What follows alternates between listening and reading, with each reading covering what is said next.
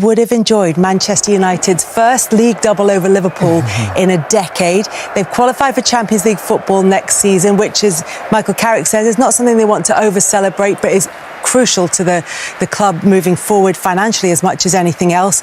And also, it was Kobbie Mainoo who did it. And what a journey he's been on, Micah. He's been, as a player, he's been outstanding. But today I thought he was exceptional, not just because of the stuff that I'm going to talk about here, the defensive, it's football intelligence, game intelligence, football IQ, all those things, understanding the positions you need to be in when you're in this position here. Obviously helped by Casemiro, and Kobbie Mainoo's always been a player that we've liked and we've talked about for so long. But we didn't know was he 8? Was he a 6? Was he a 10? I think he's found his position now and he feels at home. And when I talk about the football intelligence, this is what I'm talking about. He keeps his game very safe when he needs to and then arrives late when he needs to also. He sees the space in front of him and then taking the risk and then can you finish? And the finish was brilliant. And I've been in that situation when you're a young boy and everyone's talking about you, and it's very difficult to keep that level of consistency. But his consistency, we just got some stats here to show you how good he was in that game in terms of his passes, possession won, distance covered, but the goal he scored, and it was a big goal against Liverpool. But just a psychological sort of place that he's in. When everyone's telling you how good you are at 21 or 20 before, and he's played for England and he's played in big games, and you're left out by the manager, how do you deal with that? And he's dealt with it spot on. His attitude's been brilliant. He could have lost his confidence, but he didn't lose his confidence. And he puts in a performance like that. So it wasn't more about analysing his game and what he did. It's more about how he was taking on information and could he perform in his head, because he's had a manager who didn't fancy him, and Carrick has put his arm around him, and these are the performances that you're getting from him week in, week out, and I just love to see it. Yeah. And tied him into that long-term contract at Manchester United as well. I could do with one of those. Kobbie Mainoo had the decisive moment in the game. There was one moment of controversy with Benjamin Šeško's goal, and when Arne Slot was asked about it in his post-match press conference, he was animated. I don't think it's a surprise to anyone this season that if there is a VR intervention or if there's something that you could look at, or could be left, could be right, then that decision goes against us. That has been the whole season, every single time the same. This is a complete pattern over the whole season. But there's also a pattern that we concede ridiculous goals when we are the better team, that 1 or 2 switching off, and then we concede a goal. And that is more, that we have more influence on, so I should focus much more on that than on these referees' decisions that go against us. But it's clear that it's the whole season the same. And we will have a look at the way that Liverpool played in this game in just a moment. But we just want to clear up the Šeško goal, and was it handball, was it not handball? Well, what did you think, Alan? Well, I thought it was handball, yeah. And I think, I don't want to see these goals disallowed, right? I mean, I think that the handball laws are complete nonsense anyway, and this law is as well. But in terms of consistency and applying the law correctly, I think me and Micah agreed straight away that we both said that's hit his hand. You can see the motion of the ball move. Correct. Because it hits his left hand there. It's only a slight touch, I get that, and as I said, I don't want to see them disallowed, but when they're applying the law, and that's what they say, if it happened to the goal scorer, it should be disallowed, and that should have been disallowed. They say that was inconclusive, the footage.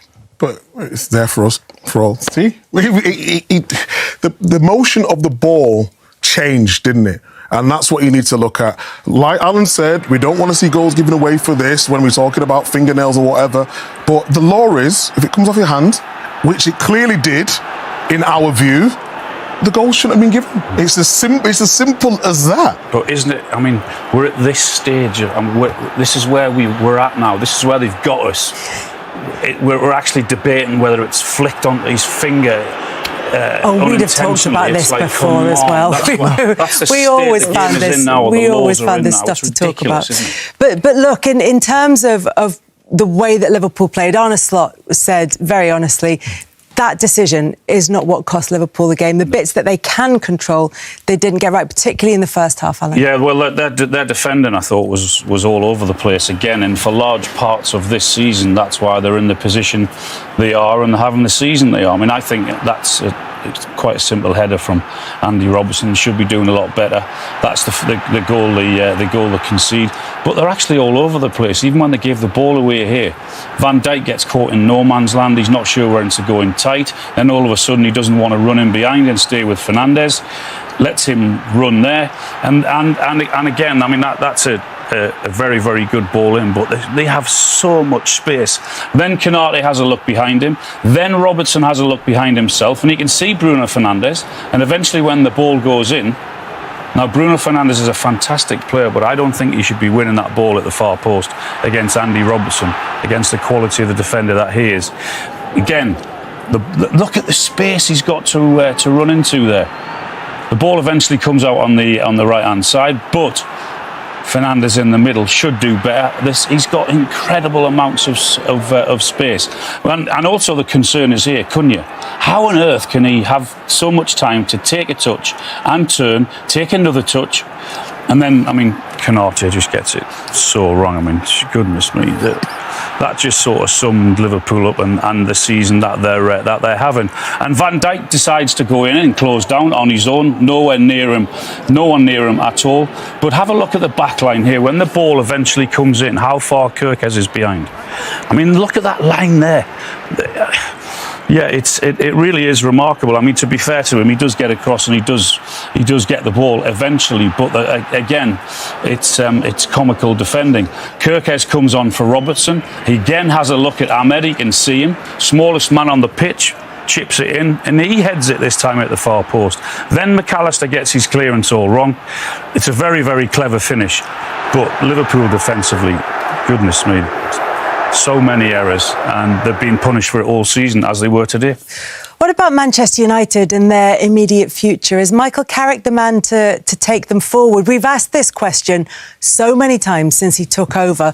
What we can see and what the facts behind this are that if the table started when Michael Carrick took over, Manchester United would be top and clear top, 5 points ahead of Arsenal. They've qualified for Champions League football. They've signed Kobbie Mainoo up to a long-term deal and presumably increased any value that they would get if they were to sell him on. I know there's an emotional pull, but is there a sensible business decision to be made here as well? Well, they brought him in to do a specific job, and he's done that job very, very well. And in those games he showed he's won in big games as well. He's beaten City, beaten Arsenal, beaten Liverpool.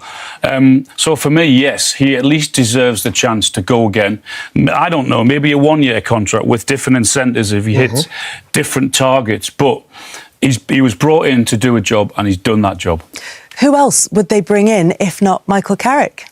I mean, people keep asking that question. I think you need to be careful what you wish for. They've got a good manager there. He knows what he's doing. He knows the club, and he's getting results. What more do you want? Michael, good to see you. You've played in it 23 times. You've watched it in here with us. First taste of Man United, Liverpool as a manager, winning one. How good does that feel? Yeah, first of all, I miss you, lads. Yeah, right. No, it was a good day for us. I think there was so many good things in the game, and seeing the boys come back from a setback and finish the game so strong, Kobbie getting a winner, and seeing this place light up. It's the best place when you have that atmosphere and that feeling, and it was a special day for us today. Yeah, having been in control at 2-0 to go to 2-2, that response, that character we keep talking about again was evident, wasn't it? It was, yeah, because I thought we started the game so well, and we knew they were going to kind of play a lot of midfielders to overload the middle, and it was a challenge for us to deal with that. I thought we looked really dangerous and went ahead and looked limiting them to a couple of shots from outside the box, and to come out second half and the game flipped so quickly was a challenge. But the way they responded, I think that's when you kind of really see what the spirit is and the belief within them, and they kind of stuck together and looked after each other and finished really strong. So we didn't want to go through that. We would like to win the game a lot easier, but going through that, coming back to 2-2 and finding the winner, tells us a lot, and it's a really positive place to build on again. Gareth, congratulations on today's result. I'm just really interested, of course, you've had such an impressive impact since you've been there. but you're improving players. I wouldn't. People like Kobe Mainu and Šeško. Are you working on the training pitch in particular with them, or is this more of a one-on-one thing? Because everybody's talking in great terms about you, but also, we can see it on the pitch that you're improving these players. Yeah, Mo, I think it's a bit of everything really. Giving them time, trying to help them on the pitch, but actually help them mentally and support them. And you know what it's like as a younger player. I mean, you had more confidence than anyone, so you were fine. But as a younger player, when the confidence is massive, and finding that kind of sense of belonging, really, and finding that comfortable place where you can go and perform. So there's a lot of that. There's a lot of conversations with that, and just trusting them, really. And then obviously the coaches have done some great work with all the players, really, in one-on-ones, unit bits. So it's not just me. I think the back room and the coaches have done an incredible job. Michael, Berbo is here. I just wanted to ask you, you're planning for next season, right? Tell me you're planning for next season. How are you doing, Berbo? Nice question. All right, good. That's what I want to hear. Nah, listen, I said it when I came in anyway. I think part of the responsibility here was to plan for the long term and not make decisions just to get by week or the end of the season. And certainly done that. There's obviously conversations that keep going on about what it looks like in the future, and I'm kind of part of that. So things will get sorted out in good time. I think we're in a good place at the moment. So let's see how it develops over the next few weeks. Michael, you're in a very good place because obviously you're in the Champions League for sure now, with 3 games to spare. I mean, what does that mean to you and to the club after 2 years away? Obviously, you had a night as a player, one of your fondest memories, to be back in that competition. Yeah, Steve, it's where we want to be. It's not something you can take for granted. You've got to definitely earn it, but we should be there, really. It's not something that we'll over-celebrate. I think it's something that's a good step to make, but I think it's more. It kind of seemed a bit in the distance at one stage, and we've managed to against the top teams in the league. So I think that's one thing. That probably means more than just the qualification. I think it's how we've done it. Really, that's the most pleasing thing. Yeah, and in this fixture as well, as I say, joking apart, you've been in the away end. You've played so many times against Liverpool. To have that moment at the end with the fans, when you've delivered a Stretford End winner in this fixture of all fixtures, I mean, how special is this feeling, having their responsibility? Yeah, it's right up there. It's one of the best ones. I think we said it before the game about how special this game is, and again, winning it 3-2 with that gives just. Yeah, I said it before about this place just lighting up, and to stand there and witness it and be part of it and have a part to play in it gives you a lot of satisfaction. And finally, you keep saying it's about finishing higher up and being closer. You've got 3 games to go now. Is that important now that you keep the lads' foot firmly on the pedal for the remaining 3 games? Yeah, definitely. We want to finish the season strong. Nothing's really done yet. We've achieved Champions League, but we want to keep pushing and carry that over for the end of the season and whatever happens next going into next season. I think of you, and however you want to dress it up, you delivered sides that have beaten Man City and Arsenal and Chelsea and now Liverpool.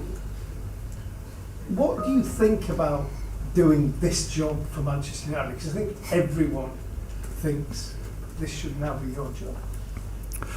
Yeah, maybe. I think that's one of the biggest things for me is that trying to get the best out of people, and helping players and giving them the opportunity to go and perform and do what they're good at, really. And there's that side, and then there's obviously being part of it today and seeing this place alive and bouncing at the end is a real joy and a kind of pleasure to be in the position, So I think as a group of players, you need a lot of credit for the run that putting together, and the coaching staff as well, especially for the lot of work that goes on. I'm sat here answering questions, but there's a lot of good work that goes on beyond me. So.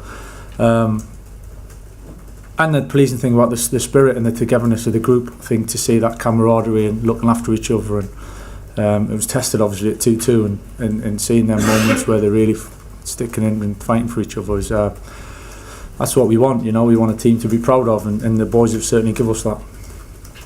Andy, what is it about this team or this performance that impresses you that maybe people don't always see and appreciate? There was a lot today to be happy with, really, and like you said, to be proud of. I think we were we thought players available wise that they would try and overload the midfield, and there was going to be a big challenge for us to try and close in the space through the middle of the pitch. We got some really dangerous forwards, and but we're asking them to do a lot of work without the ball as well, and that's part of being a good team. So the way we closed that space and made it difficult for them, they've got some fantastic plays and they made it difficult for us, but I thought with the way we stuck at that especially really pleased me a lot. I have to say the way the supporters got behind us after the 2 goals, it's easy after that point to get frustrated, to go the other way a little bit, and I thought that again, spirit and your character shows when it's a little bit of a challenging time. So I think to feel like we've kind of built that and we're in a position where we'll all stick together is really pleased me a lot. And it was just 2 mistakes, you know. Ahmed and Senna have both been immense for us and offered so much within the group and the team and to put us in this position. So